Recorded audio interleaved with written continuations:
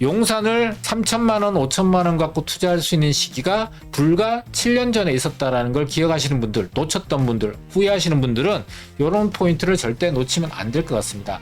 요거에 대해서 저희가 매주 토요일 날 진행하는 오프라인 세미나에서 자세하게 설명드릴 예정이니까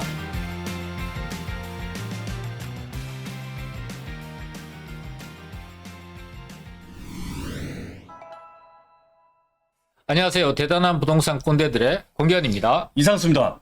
이 꼰대님, 네. 요즘에 이 이재명 대통령이 SNS 통해서 연일 쉬지 않고 이 부동산에 대한 글을 계속해서 올리고 있는데요. 바쁘시더라고요. 자, 시장의 반응이 굉장히 궁금하고 상담 요즘 많이 하시잖아요. 네. 이 상담 오신 고객들의 반응도 어떤지 좀 궁금합니다. 요즘에 매우 당황하고 계신다라고 보면 될 것 같고요. 저희 오시면 어떻게 해야 될지를 묻는 질문이 그냥 가장 많다라고 보시면 될 것 같습니다. 저는 좀 이렇게 생각해요. 저희 영상과 라이브를 쭉 계속해서 시청하신 분들은 왜 당황하시나? 저희가 계속해서 말씀드린 대로 되고 있거든요. 작년 6.27 대책 이후에 저희 계속해서 줄기차게 말씀드린 대로 하나하나 되고 있습니다. 작년 여름부터 상급지에 있는 아파트 가격 조정되어야 한다라고 말씀드렸고 지금 호가가 하락하고 있습니다. 그리고 하급지는 무조건 100% 상승할 수밖에 없다. 그런데 지금 어떻게 되고 있어? 아니 실제로 강북의 신규 아파트 대단지들이 몰려있는 곳들이 이문희경 뉴타운 뭐 이런 곳들이거든요. 네. 여기에 10억에서 12억 정도 분양했던 아파트 가격이 현재는 14억에서 15억대까지 올라 있다라고 이제 보시면 될 것 같습니다. 이제 이 기존 매물을 나오게 만들어야 된다. 왜 신규 아파트 공급이 현실적으로 불가능하잖아요. 맞아요. 그러니까 기존 매물 출애하는 방법밖에는 없는 거예요. 그렇게 할 수밖에 없다라고 그렇게 강조하는데 계속 얘기했죠. 그때는 좀 안 믿고 악성 댓글도 많이 달렸습니다. 맞아요. 그런데 계속 말씀드렸는데 지금 이재명 정부가 그대로 하고 있다라는 겁니다. 다만 이재명 대통령이 좀 거칠고 매우 집요하게 13차례나 쉬지 않고 SNS 글을 올릴 줄은 몰랐다라는 겁니다. 그런데 어쨌건 그대로 저희가 말씀드린 대로 지금 하고 있다라는 것이 핵심 포인트입니다.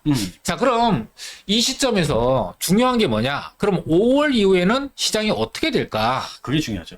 한마디로 얘기하면 지금 5월 달까지 얼마 안 남았고 네. 실제로 토지거래까지 계산을 하게 되면 이제 매물이 나와서 실제 거래 계약이 되는 거는 한 4월까지. 네. 그러니까 맞아요.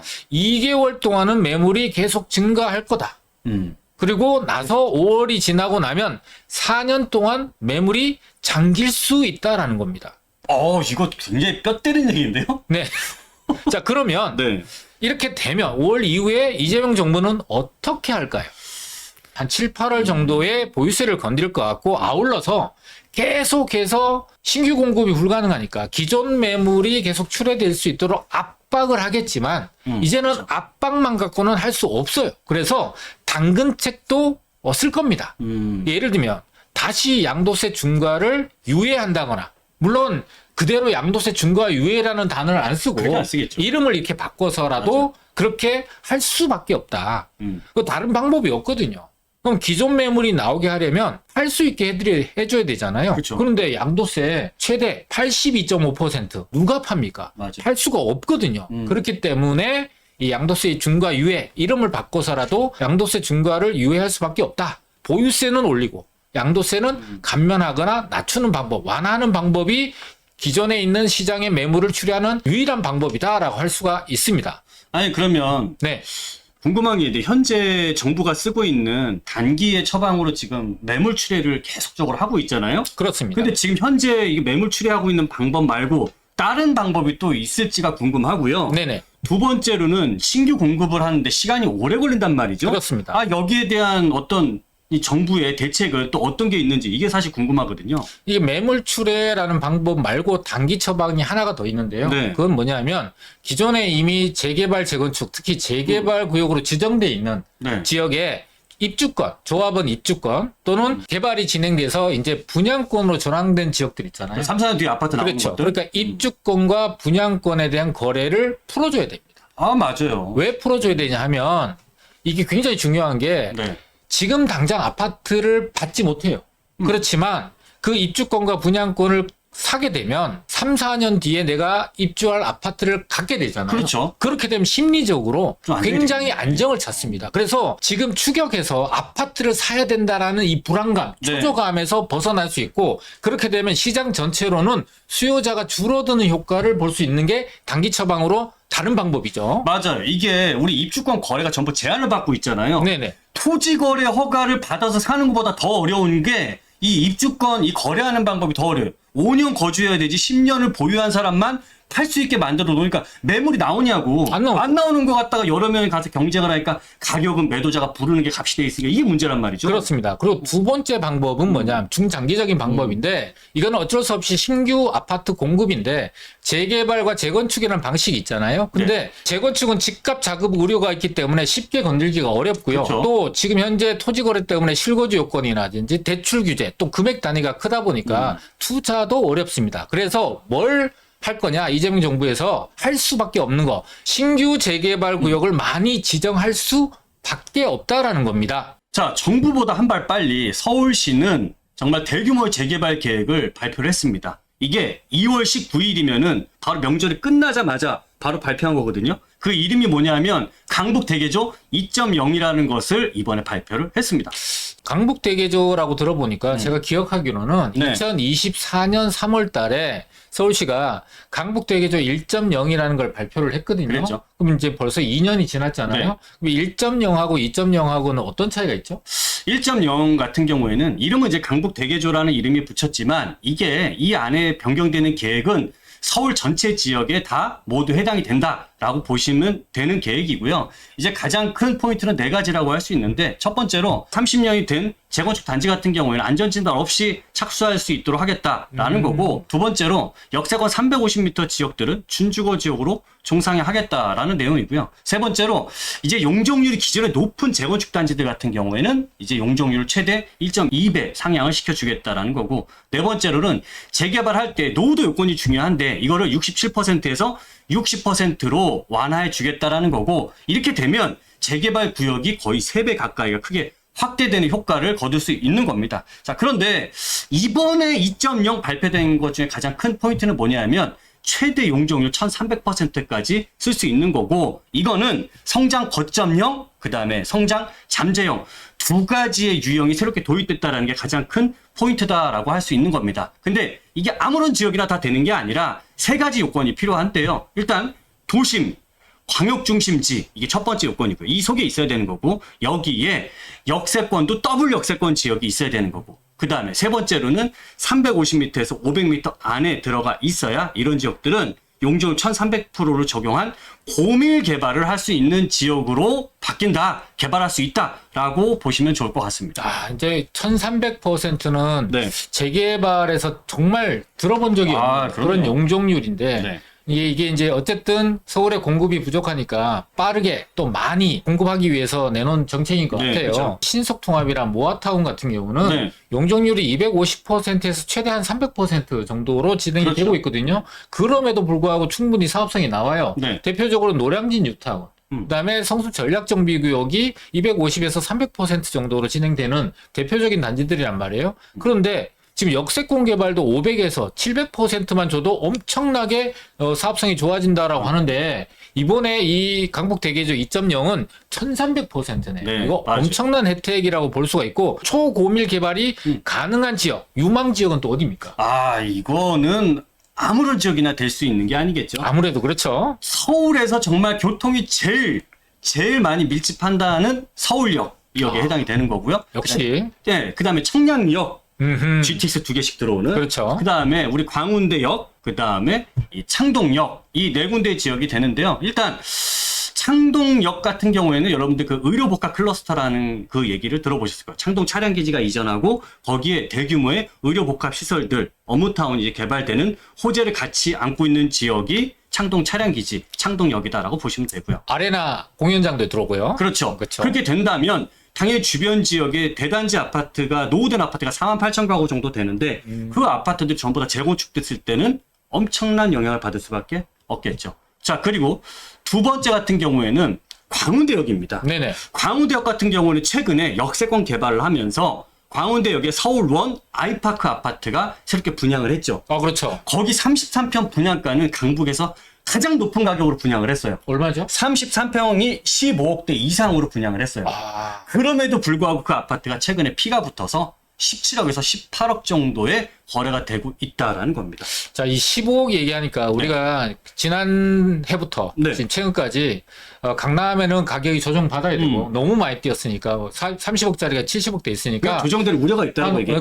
그렇죠. 조정될 수 있고 또 조정돼야 된다라고 줄기차게 말씀드렸고 그죠. 강북권에는 재개발 공급이 되려면 적정 정도의 사업성이 나오는 아파트 가격이 형성돼야 된다. 그 가격이 15억이다. 라고 얘기했는데 이 서울원 아이파크가 15억에 분양을 했고 그렇죠. 또 그 이후에 최근에는 저희가 적어도 17억 정도는 되어야 사업성이 나온다. 건축비가 올랐고 인건비도 올랐고 땅값도 오르니까 전체적으로 17억 정도 돼야 된다 그랬는데 서울원 아파트가 지금 프리미엄이 붙어서 18억 정도. 거의 우리 말대로 저희가 예측한 대로 되고 있다. 그게 옳고 그름을 떠나서 또 강북의 집값 올리느냐 이런 얘기가 아니라 지금 현재 현실적으로 어느 정도 그렇죠. 수익이 좀 남아야 공급이 된다는 얘기예요. 그런데 지금 현실적으로 이미 그렇게 되고 있다는 거네요. 그렇죠? 맞습니다. 네. 그리고 여러분들 많이 아시는 청량역 같은 경우에는 L65라는 아파트 아시잖아요. 엄청 65층이잖아요. 맞아요. 네. 그러니까 한마디로 그게 들어오면서 이 강북에서도 18억대 이상의 아파트가 나올 수 있다는 걸 보여줬고 사실 L65 들어오면서 청량역 일대는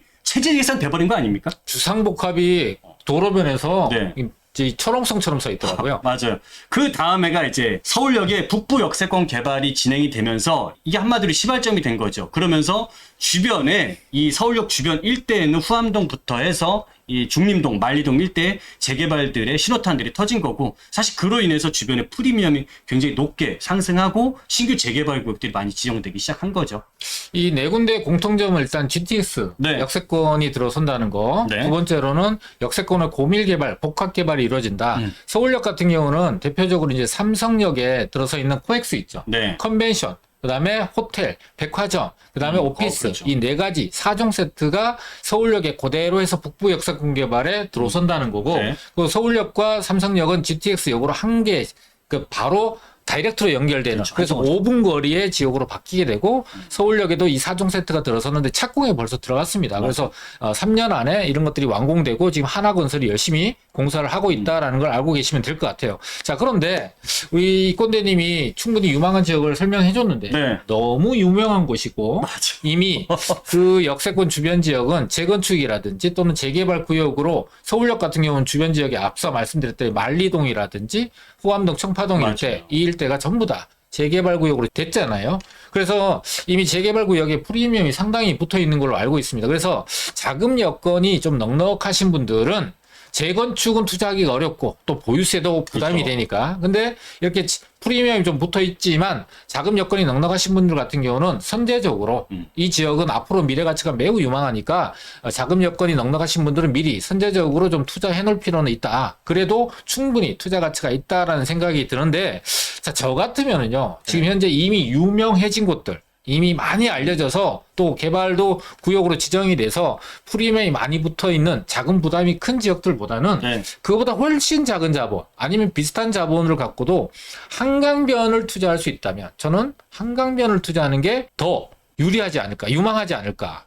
뭐 너무 당연한 거 아닙니까? 프로는 그런 지역 가야 되는 거 아닙니까? 사실상 지금 한강 벨트 라인에서도 소액으로 네. 정말 접근할 수 있는 지역들이 있는데 그쪽 공략하는 게 저는 당연하다고 생각합니다. 근데 많은 사람들이 한강변은 투자할 때 개발 다 된 거 아니냐? 지금 노량진만 하더라도 프리미엄이 12억, 네. 13억 붙어 있는데 흑성 뉴타운은 더 비싼데 저기 성수 전략정비구역, 그다음 망원동 일대, 뭐 합정동 일대, 자양동 일대 네. 다 개발 구역이 되는데 어디가 있냐? 이렇게 얘기하시는 분이 있는데 제가 그래서 찾으셨잖아요. 네 지도로 좀 알려드리도록 하겠습니다. 네. 자, 한강변이라고 하면은 대체 불가능하다라고 한마디로 정리할 수가 있어요. 그건 누구나 다 좋아합니다. 물건이 부족해서 난리죠. 자, 이런 지역들 중에서 한강변 라인에 합정동부터 해서 한강변에서 자양동까지 이어지는 강북권의 한강변. 그리고 여의도의 당산역에서부터 압구정동을 지나서 잠실까지 이어지는 이 한강변 라인이 대체 불가능한 지역인데 앞서 우리 이건대님이 설명했다시피 강북대개조 2.0에서 말하는 초고밀 복합개발 더블역세권 그렇죠. 지역들이 굉장히 유망하다. 그럼 한강변 지역에서 더블역세권 지역이 어디 있는가 볼 수가 있잖아요. 합정역이 있고 이촌역이 있고 옥수역이라고 해서 강북권에는 딱 3개 정도로 국한되어 있습니다. 강남권 지역에서는 당산역, 신길역, 대방역, 노량진역, 동장역 그리고 잠실 종합운동장역 해서 총 9개 구역으로 나눌 수가 있습니다. 근데 귀하네요. 그렇습니다. 네. 한강변이란 대체 불가능한데 거기에 더블 역세권까지 요건을 갖추고 있다. 이런 지역이 만약에 개발되면 그 가치는 굉장히 높을 거잖아요. 자, 그런데 아쉽게도 우리 시청자분도 많이 생각하는 게 한강변에 개발할 수 있는 곳이 남아있는 곳이 있나? 이미 개발구역으로 지정된 곳이 거의 다 재개발구역이 지정되지 않았냐라고 볼 수 있잖아요. 그러면 현재 개발구역으로 지정된 곳들을 빼고 남아있는 곳이 마지막 남은 어떻게 보면 유일한 투자 개발 지역이다라고 볼 수가 있겠잖아요. 한강변 안에서 합정역이나 망원동 일대는 이미 재개발구역으로 지정이 됐고 특히나 신속통합 재개발구역으로 지정된 곳들은 단독 다세대 빌라, 비아파트 지역이지만 이게 토지거래 허가구역으로 지정이 돼 있어요. 그래서 실거주도 해야 되고 또 갭투자도 불가능하다. 맞아요. 그래서 프리미엄까지 감안을 한다면 굉장히 큰 자본이 필요한 상황이다 보니까 여기는 투자 대상 지역으로 적합하지 않다라는 겁니다. 그리고 동장역은 동부이천동에 있는 아파트밖에 없으니까 또 대상 지역은 아니고요. 옥수역 같은 경우도 여기 옆에 이제 재건축 리모델링 아파트가 있고 또 재개발 구역으로 이미 아파트들이 거의 다 입주를 해버렸기 때문에 여기도 투자 대상 지역으로는 소액 자금으로는 불가능하다. 잠실역 같은 경우는 잠실 종합운동장, 엘스, 아시아 선수촌 그 다음에 우성 1, 2, 3차. 아시아 선수촌 우성 1, 2, 3차 아파트가 있고 여기는 상권이 너무 좋아요. 이 종합운동장 역세권 350m, 500m 안에는 그래서 종합운동장 역세권 주변 지역에는 개발할 수 있는 데가 없다라고 볼 수가 있고요. 동장역 너무 좋죠. 반포 1단지.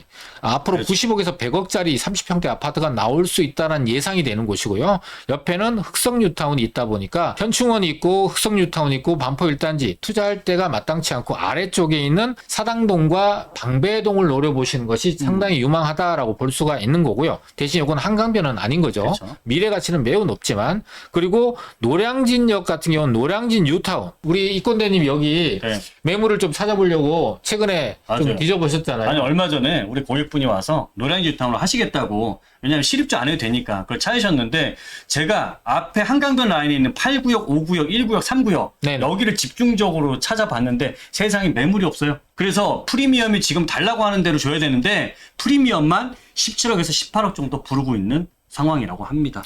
얼마 전까지 프리미엄이 12억, 3억 정도 했었는데 또 올랐어. 이게 매물이 또 없다 올랐어. 보니까 네, 맞아요. 부르는 게 값이 돼버렸고 이게 이 프리미엄만 17억, 18억이면 매매 가격은 20억이네요. 맞습니다. 그러면 넘어갑니다. 전세 2, 3억 빼고 나면 현금 한 17, 8억 거기다 취득세까지 하면 엄청나네요. 그렇죠? 이게 자금 여건이 축 넉넉하더라도 사실 접근하기가 상당히 어려운 상황이 돼버렸다는 맞습니다. 겁니다. 자, 그리고 당산역 같은 경우는 이제 여기 한강변 쪽에 레미안 1차 아파트가 있고 그 뒤편이 이제 신속통합이 됐는데요. 여기도 마찬가지로 개발에 또는 투자에 제한이 있는 그런 지역이다 보니까 투자하기가 좀 어렵고 그리고 여기 신길역하고 영등포역 사이에 있는 곳이 이제 신길 뉴타운과 더불어서 여기가 개발 구역이 나타나는 지도를 보면 전부 다 재개발 구역으로 이미 지정이 되어 있습니다. 그래서 공공재개발 또는 3080 공공복합개발이라든지 거래 제한이나 이런 것들이 약간 리스크가 있는 투자 지역이다 보니까 투자하기 상당히 어렵습니다. 자, 이렇게 보고 나니까 유일하게 남아있다라고 할 수 있는 곳이 요 대방역, 바로 여의도 코앞에 있다 보니까 여의도 접근성이 좋죠. 1호선을 타고 두 정거장만 가면은 용산 접근성이 좋죠. 1호선을 타고 가게 되면 도심 접근성까지 확실하게 갖고 있고 또 9호선을 타고 가면은 강남 접근성까지 확실하게 갖고 있는 서울의 업무지구의 대표적인 3도심이라고 할 수 있는 도심, 강남, 여의도를 전부 다 다이렉트로 갈 수 있는 교통망에다가 새롭게 떠오르고 있는 용산 국제업무지구. 3년 뒤면 기반시설 공사가 끝나는 용산까지 접근성을 다 갖고 있죠. 여기에 놓치지 말고 꼭 기억하셔야 되는 게 하나가 있는 게 네. 서울역에서부터 1호선을 타고 노량진, 대방, 신길, 영등포까지 이어지는 이 철도가 지상철도입니다. 네, 그렇죠. 이 철도 지하화가 될 건데 이게 선도지구가 아직 발표가 안 됐는데 원래 상반기 안에 이 선도지구가 발표될 걸로 예상이 되고 선도지구가 발표되기 전과 후에 투자에 대한 메리트는 확연히 차이가 날 거기 그렇죠. 때문에 우리 시청자분들이 이런 포인트를 잘 체크하셔서 기회를 놓치면 안 돼요. 그러면은 결과적으로 지금 현재 한강변 벨트에 해당이 되면서 또 더블 역세권이면서 3도심과 용산의 접근성을 모두 갖고 있는 마지막 남은 요 지역이 바로 옆에 프리미엄이 17억에서 18억에 해당되는 노량진 뉴타운 바로 옆에 있는 지역에 투자 개발 가능성이 매우 높은 지역을 1억대로 투자할 수 있다면 이 기회를 놓치지 마셔야 될 것 같습니다. 용산을 3천만 원, 5천만 원 갖고 투자할 수 있는 시기가 불과 7년 전에 있었다라는 걸 기억하시는 분들, 놓쳤던 분들, 후회하시는 분들은 이런 포인트를 절대 놓치면 안 될 것 같습니다. 요거에 대해서 저희가 매주 토요일 날 진행하는 오프라인 세미나에서 자세하게 설명드릴 예정이니까 관심 있으신 분들은 시간을 꼭 내서 오시면 좋은 정보 활용하셔서 재테크 성공 투자할 수 있는 기회를 잡으실 수가 있을 것 같습니다. 오늘 영상은 여기서 마치고요. 오늘 내용이 우리 시청자분들한테 도움이 되셨다면 구독과 좋아요, 알람 설정 부탁드리겠습니다. 오늘 영상 여기서 마치도록 하겠습니다. 감사합니다.